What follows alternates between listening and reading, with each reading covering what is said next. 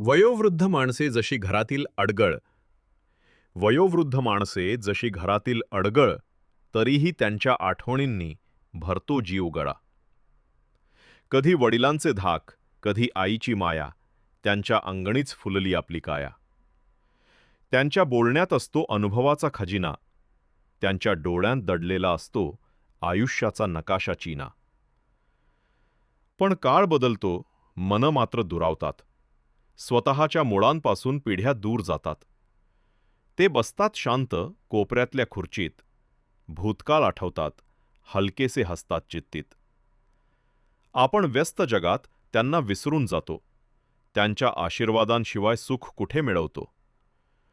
अडगळ नाही ते, तीच आपल्या घराची शान, त्यांच्या पायाशी आहे परमेश्वराचं स्थान.